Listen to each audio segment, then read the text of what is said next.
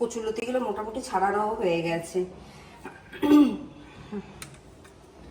ও আবার তোমরাও চলে এসছো। নমস্কার, বর্তমান ঘরকন্যা একটা ব্লগ থেকে তোমাদের সবাইকে স্বাগত। আজকে বানাবো কচুরলতি চিংড়ি মাছ দিয়ে। কচুরলতি রান্না করবো চিংড়ি মাছ দিয়ে। তো চলো উপকরণগুলোর সাথে পরিচয় করে দিই।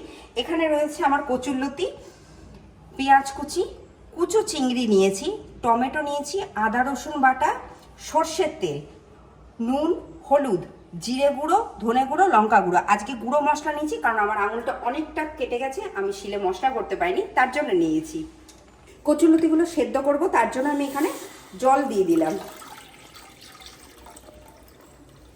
বেশ খানিকটা।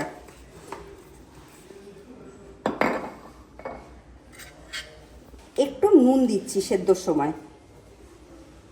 এবার আমি কচুরলতিগুলো দিয়ে দেবো এর ভেতরে সেদ্ধ হওয়ার জন্য। আচ্ছা, অনেকে আবার কিন্তু গলা ধরার জন্য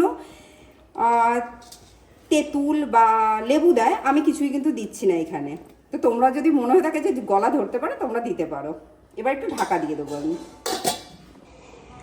কচুরলতিটা জল ছেঁকে তুলে নিয়েছি, এবার আমি সর্ষের তেল দেবো। আর এই সব রান্নাতে সর্ষের তেল ছাড়া কিন্তু ভালো লাগে না। বেশ খানিকটা আমি সর্ষের তেল দিলাম।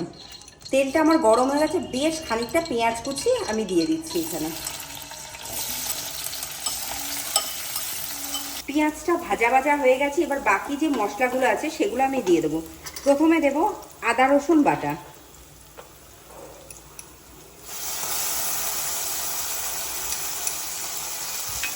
তার সাথেই দেবো কুচনো টমেটো,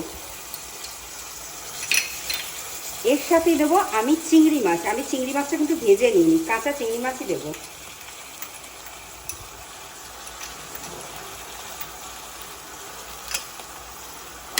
এবার আমি একটু কষাবো, তারপর বাকি মশলাগুলো দেবো। আদা রসুন বাটাটা, চিংড়ি মাছ ভাজাটা হয়ে গেছে। এবার আমি নুন দিচ্ছি, আর নুনটা ভেবে দিতে হবে কারণ আমি যেহেতু লতি সেদ্ধ করার সময় নুন দিয়েছিলাম সেইভাবে।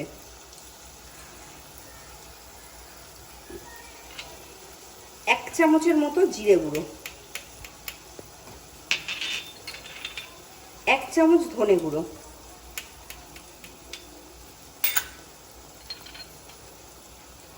এক চামচ শুকনো লঙ্কা গুঁড়ো।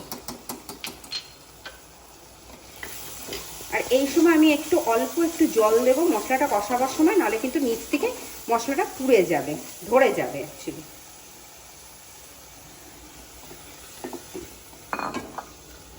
মশলাটা খুব ভালোভাবে আমার কষে গেছে আর একদম তেল ছেড়ে দিয়েছে। এবার আমি কচুরলতিটা দিয়ে দেবো।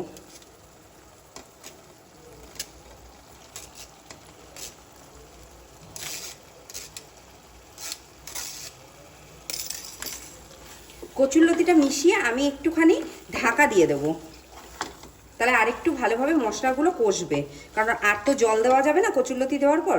এবার আমি এই সময় একটু ঢেকে দেবো। বাহ, কচুরলতিটা হয়ে গেছে, খুব সুন্দরভাবে তেল ছেড়ে দিয়েছে।